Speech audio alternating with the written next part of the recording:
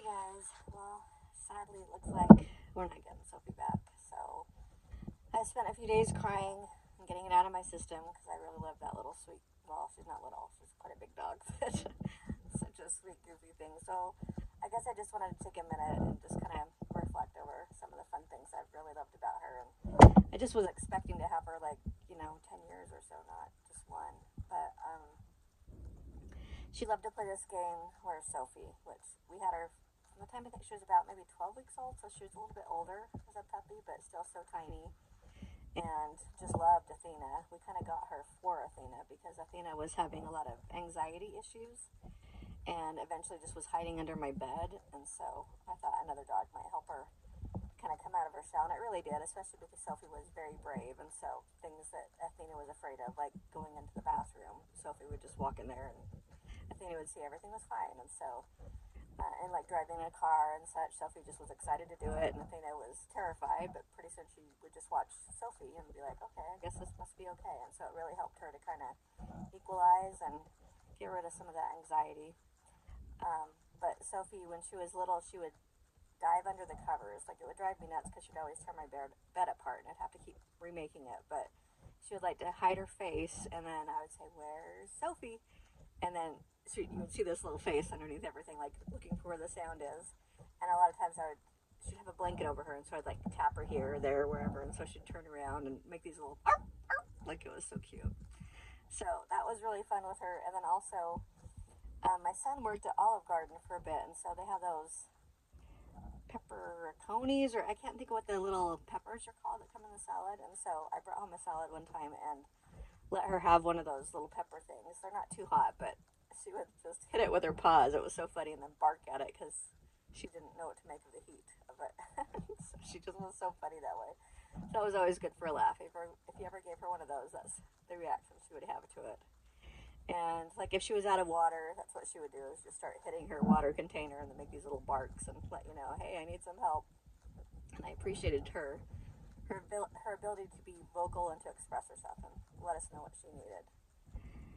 And I loved watching the dogs. Like, now I wish I would have filmed them, like you never know when you're watching them and it's the last time, that you're going to be watching them. So that was hard, but they used to jump over each other and just like, it was just so cute how they'd play.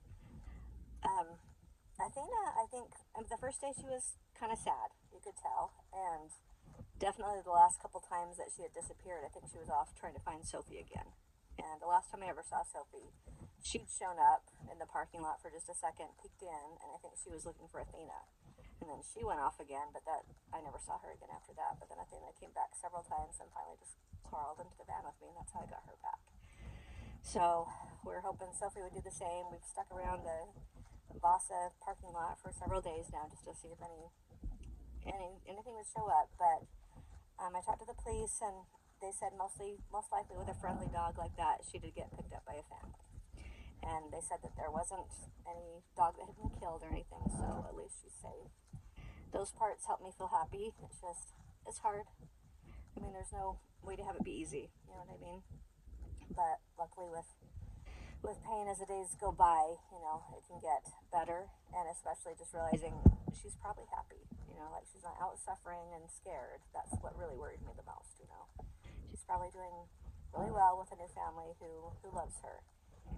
And it's just hard because like those are the kind of mistakes I've made over the past couple years. They're just like simple things, like I did not have a little name tag on her. I don't know why. I mean, I guess we just were always inside the house together, so I just didn't even think of it. But that's tough, when you see mistakes that you've made and things that you could have done better. But at the same time, this is where it's at, and I just hope to do better in the future. And I'm really, really grateful for the time that I had with her. She was hilarious. I know when we first got her, though, she ended up having diarrhea really bad that first week. And so like a day later after getting her, I remember just like in the bathtub I had a bunch of like sheets and stuff that she'd gotten messy, just trying to wash it all, and just going, what has happened? Suddenly my life is so filled with poop. What did I do? So but it was just that one week that was a tricky time, and then she was just great. But somewhere I have a picture of her in a little bathing suit because that's the way I found to keep the dog diapers on her. She just was so tiny and cute. I'll have to show you that sometime.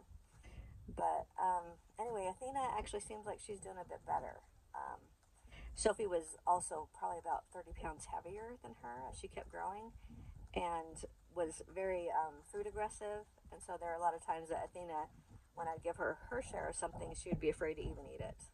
And usually I'd just have them in separate kennels so they could always, eat separately. But I think Athena's actually doing better without Sophie here. But I bet she'd be happy to see Sophie again too, just as I would. Like I'm just trying to, in my head, go, well, it really was impossible to walk both of them. Some of that was because Sophie was just so strong, such a strong dog, and so she just was such a sweetie though too. She didn't know her own strength, but for me, especially as 10 years go by and I get a bit older, like that was going to be a problem for them just to be so much stronger than me.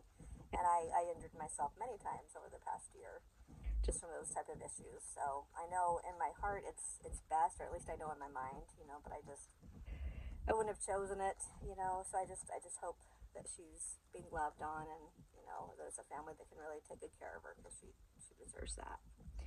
And I don't know what you can do except try to make the best of it. It just sure makes me feel powerless. Just like she's out there somewhere and there's nothing I can do, to find her. So I did post some things online and on Facebook and stuff too. Maybe there's a chance we'll hear about her somewhere, but I'm just kind of making my peace that probably not. Probably not. We'll just need to move on. But it's always hard to say goodbye to somebody that you love. Whether it's a dog or a person or a home. I mean, I've had those issues lately, but speaking of which, it's really close to working out for a cool situation where a friend had an extra home that might be able to use for the summer, and that would really be a blessing to be able to really focus on just the work and not have to worry so much about just survival. So I'm hoping that works out. I'm trying to have a plan B in case it doesn't, just because a lot of what I've been doing is just kind of waiting for that to work out. And time goes by. It's been a month now that I have been away from my apartment, and I'm not complaining because I feel like it's been decent. Like, I have a comfortable bed. I mean, it's tough. I certainly prefer having a place for sure, but life is interesting for sure. Like, it's a lot more interesting than it was. I don't watch TV ever at all now. Like, that's been a good thing probably. But I am anxious to be settled, and especially to have my fur babies settled too. That's the hardest part.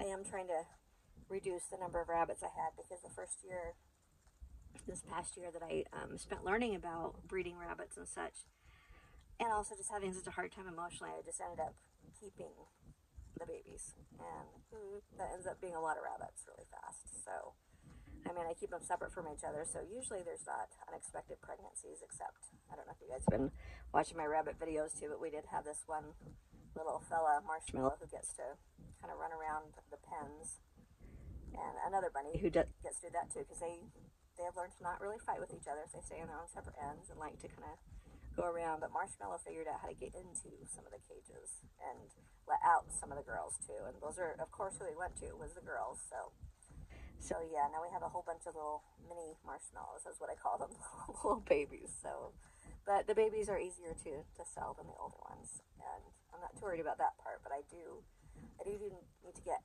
far fewer bunnies, so I can spend the time doing what I love the most, which is caring for them and holding them. Otherwise, I just end up shoveling a whole lot of poop.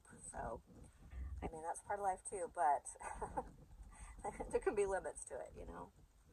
Anyway, so right now I'm just looking for some good families that would love to have a bunny, and got one for them for a very good price. Free is pretty good. So anyway, just trying to keep a good attitude and do the best I can with the ups and downs that come.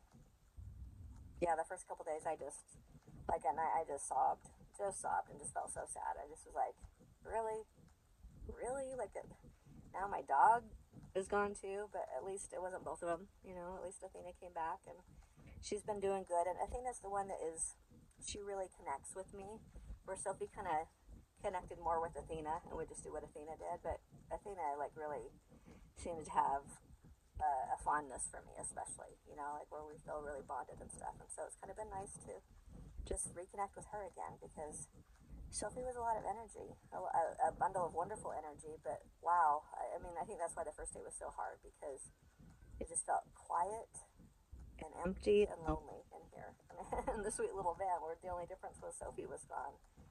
So, but now we're kind of getting used to it. I'm realizing Athena is a really easy dog, really easy, and that most of the dog stress has been with the two of them together.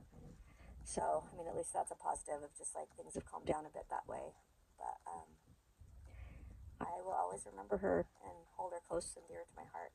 And I mean, the thing is, you always have to say goodbye to a pet early, you know? Like, it seems like no amount of time is ever going to be enough with them. So, I'm just grateful for the time that I had, and I got to raise her from a little baby and her being so cute and fun. So, anyway, thanks for listening. I hope things are going well with you in your life, and I'll try to keep you updated as things progress. I'm hoping in the next day or two we've got something good happening because it's hard to keep everything going, especially where I can't really be sculpting and filming the sculpting because it's very hot out here. So, but hopefully I can find a new solution soon. So hang in there. I'm hanging in there, and I hope to be back at it very soon. Thanks for listening. Bye.